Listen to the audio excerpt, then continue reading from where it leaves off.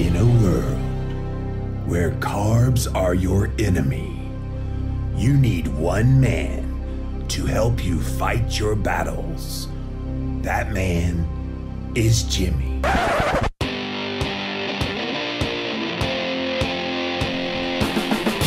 Combating nutrition, disinformation, and general bull.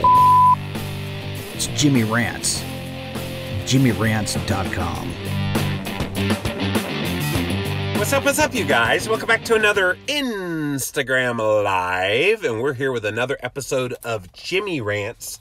JimmyRants.com is the website, and here's how the fun starts. We go on Instagram first. I do a couple of live videos every single day, so go follow me there at Livin' Low Carb Man. That's LIVIN LOWCARBMAN. Once you are there, you can engage in the content live, just like Beth and Keisha and Angie and Kat. All of you guys are already here. Thanks so much for being here early. But we have lots more coming in live. We also have it up for 24 hours on replay for you to watch on Instagram. But if you miss the Instagram, or if you're not the Instagram-y kind of type of person, that's okay. We put all the past episodes up on YouTube, 190-something and counting episodes, so pretty cool. So yeah, YouTube.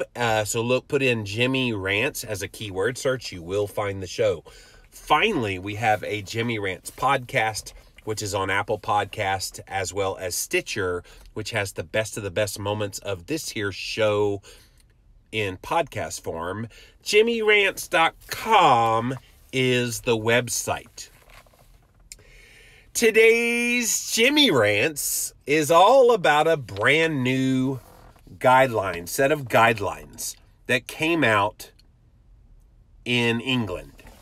So this was actually some guidelines that were put together for doctors, and what they wanted to do was make an official position statement that included some contributions from Australia as well as the United States to have an international conversation surrounding the language that doctors use with diabetes patients. Okay?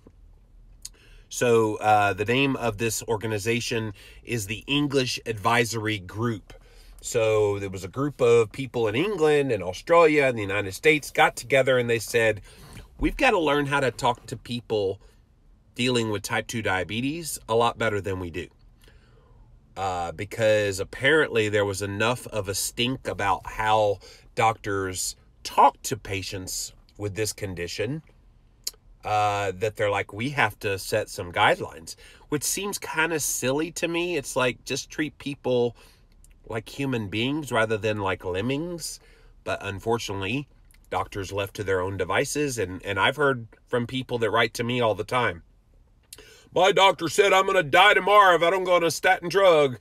My doctor threatened me that if I didn't take insulin, he was going to, whatever. And it's just disgusting kind of where we've gotten. So it's a step in the right direction that this English advisory group has proposed some language guidelines for doctors treating diabetes. Now, this is a very thick paper. I'm not going to read the whole thing, but I do want to skip ahead because what they want to propose is the use of specific language by healthcare professionals who can help people who are dealing with type 2 diabetes. And sometimes these messages that they have been giving aren't helpful. So one of the things is when they describe a patient as, quote, non-compliant, and we've talked about this before on Jimmy Rants, where if you don't follow the doctor's instructions on medications to take, or if they feel like you're not following their instructions, they can label you and ding you on your record as being a non-compliant patient. And so one of the people that was on this advisory committee said that being described as non-compliant is awful. It does not reflect the fact that everyone is doing the best that they can. Maybe not the same best as someone else, but even their best, but just the best that they can at that moment. And of course, this is a person with type 1 diabetes. that was saying life sometimes gets in the way. I love that.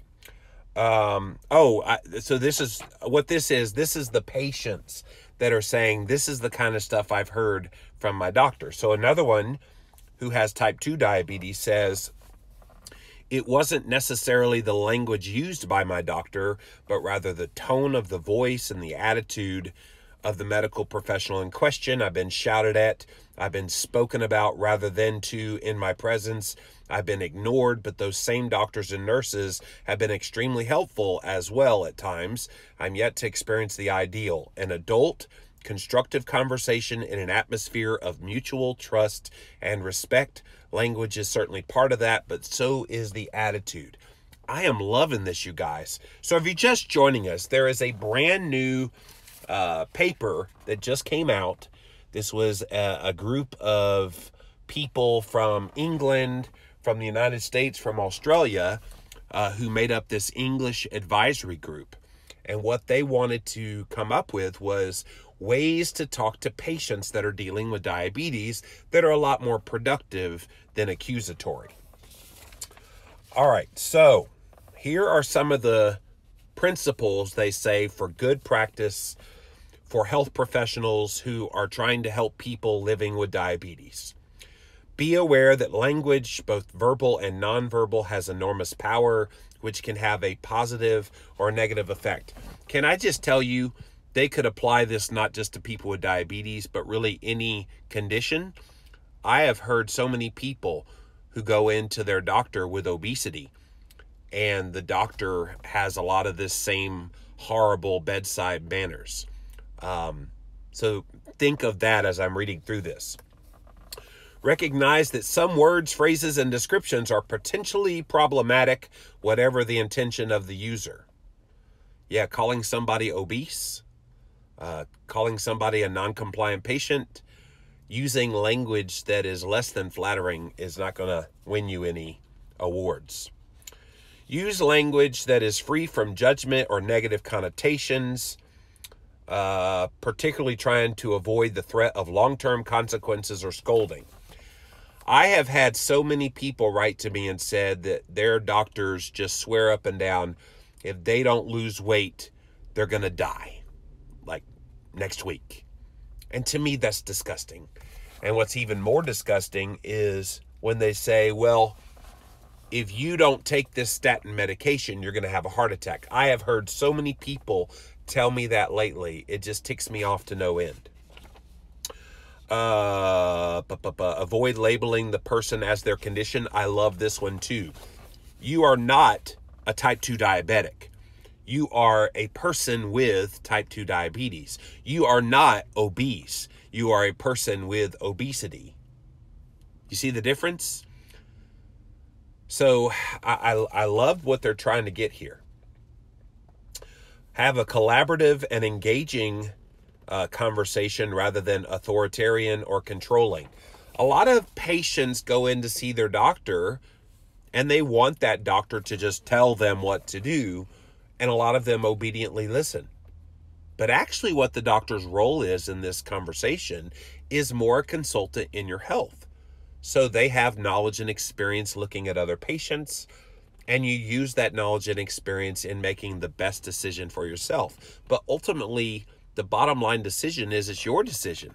And so if your doctor comes alongside you in a collaborative effort, that's really the goal. Review the use of common expressions and what underlying attitude they may convey, regardless of intention.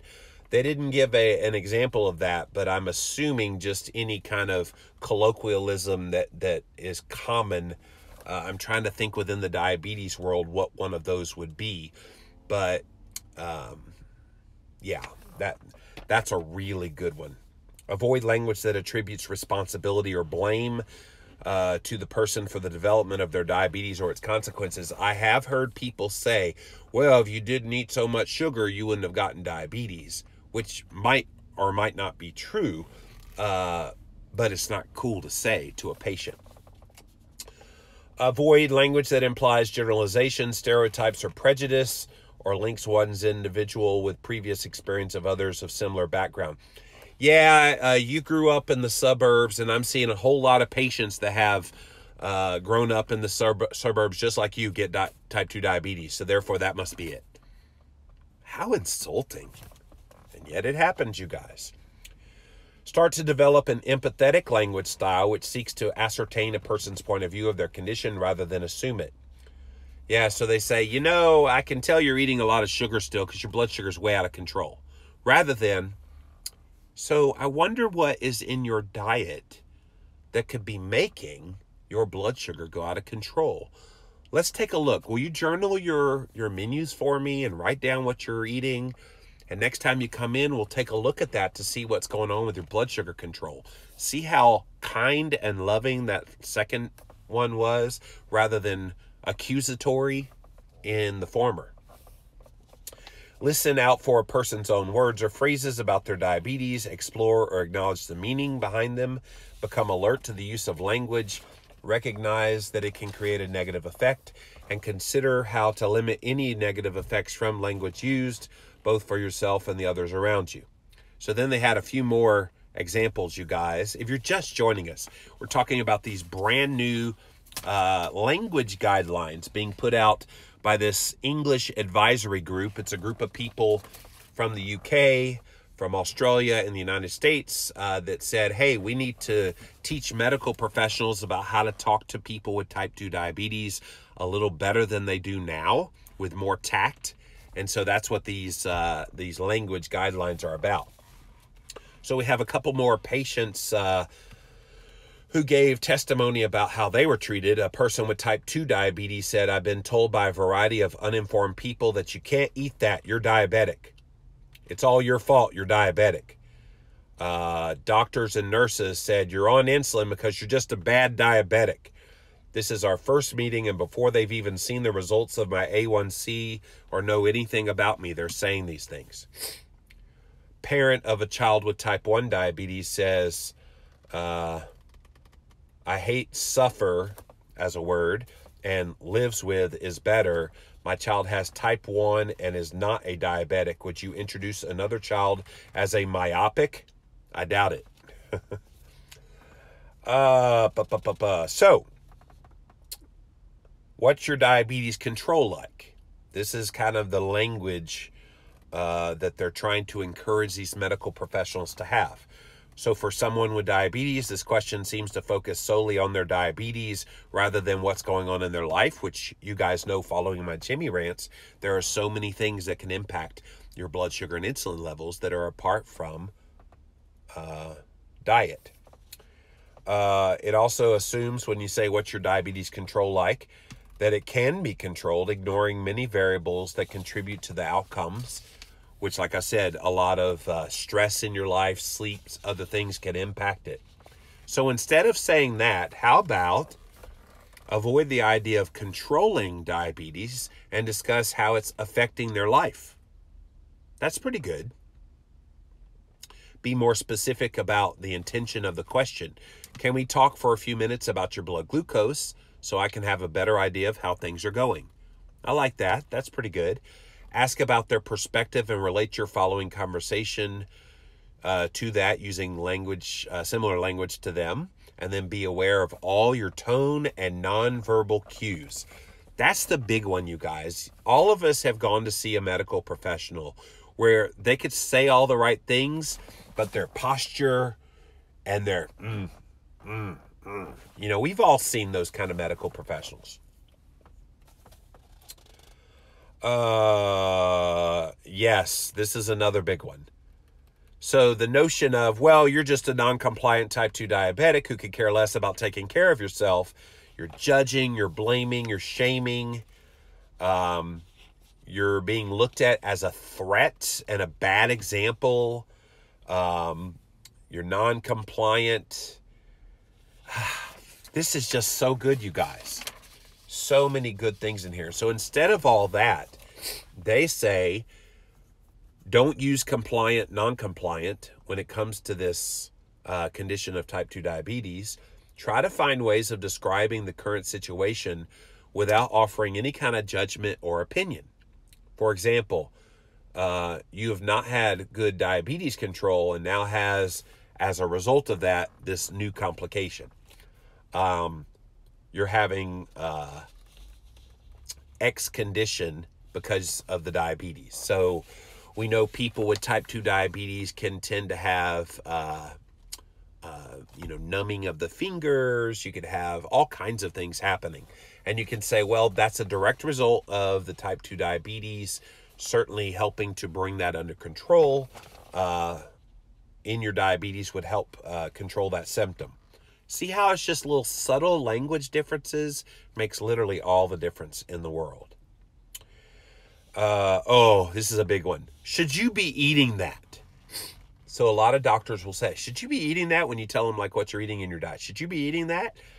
People with diabetes often feel criticized or judged about their food choices. Food serves many psychological functions, including emotional regulation and reward. Healthy eating education is important. However, putting this advice into practice can be a struggle. And for people who are using food for emotional or non-hunger reasons, extra support may be needed. I think they need to get to the root cause of why the person is desiring to eat foods for emotional support. So I think that is something that medical professionals could feed into so much better.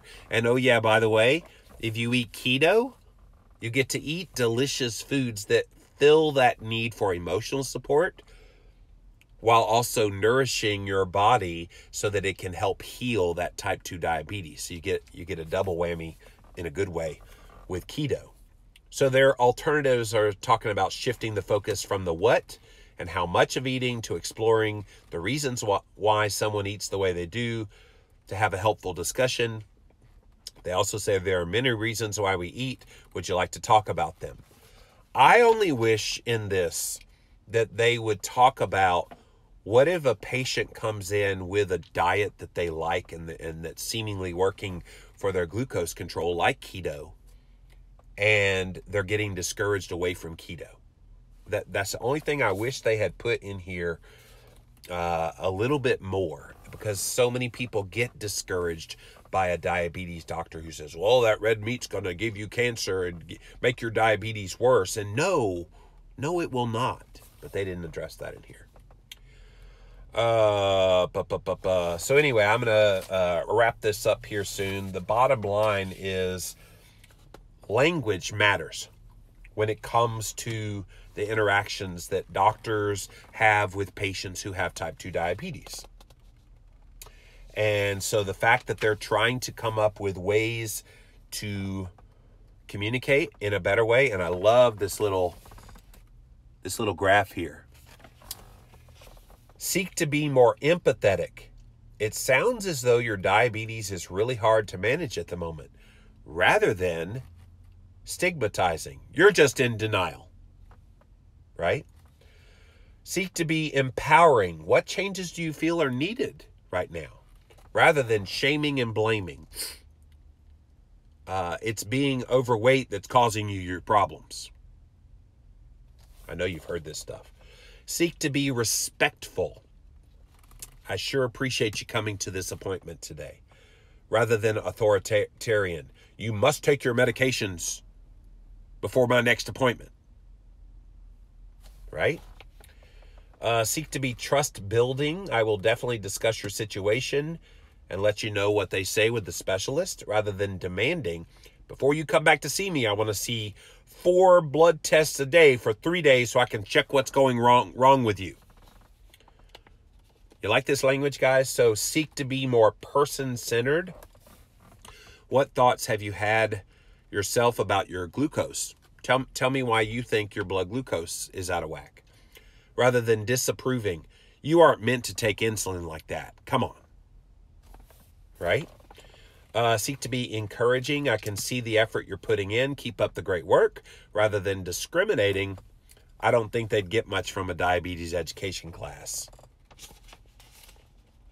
Seek to be clear. Yes, your A1C is higher than recommended. Rather than stereotyping. Well, people from your side of the neighborhood, you often don't like to inject yourself. Deal with it.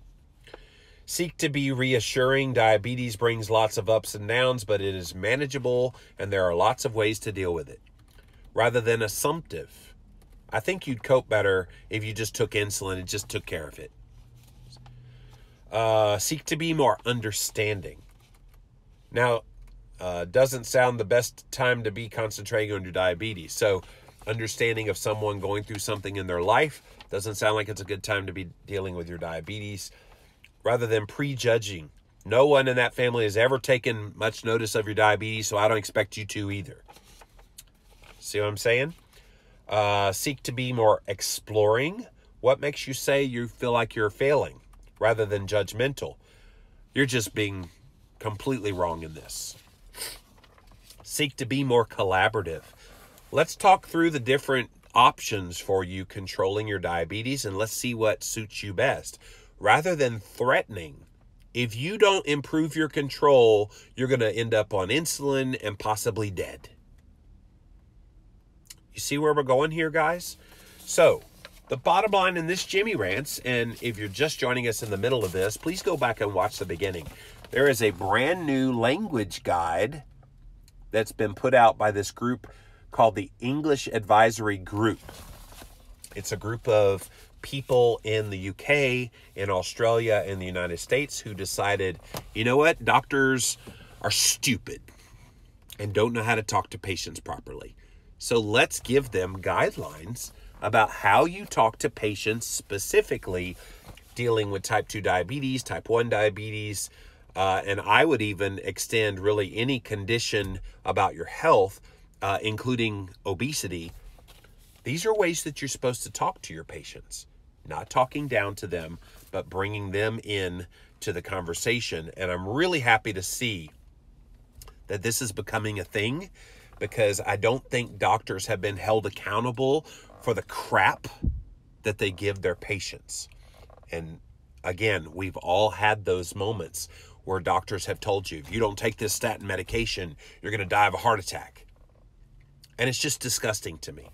So at least something is being done to try to deal with this epidemic of a problem. All right, let's see what you guys have to say. Welcome in, welcome in. Thanks for being here. I'm taking a break from driving to the Adapt Tennessee event, so I will refrain from talking to text. Just know there's always something I want to say. Yes, Beth, you always have great things to say. Thanks for being here. Coco says, I've been labeled non-compliant by one doctor, will probably be labeled the same by a new doctor because I don't take statins and I don't take metformin. It's unfortunate when you're trying to do things more natural that you're viewed as non-compliant, and yet if you go along to get along by taking those medications, oh, you're fine, and everything's hunky-dory. And to me, the way you're trying to do it naturally without those medications is far healthier for your body. That's not to say some people wouldn't get benefit from some of those drugs, but let's look at why your body's responding the way it is rather than just throwing a medication at it. Mike says, my endocrinologist and I fired each other because she said keto was not sustainable and my brain had to have carbohydrates. Mike, I'd have been out there so fast, it wouldn't have been funny, but hopefully you found a new one. Shame anyone needs guidelines to be kind. Darla, that was my point. I'm sitting there reading this and I'm going, all of this is common sense. Why do medical doctors need to be told how to talk?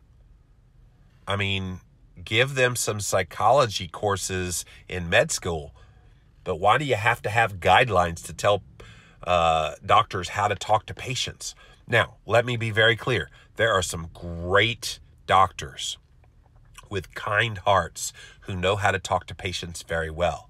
And then there are grumpy doctors who have no business being in front of the public because they're just grumpy and grouchy and curmudgeon, I guess is a good word for them.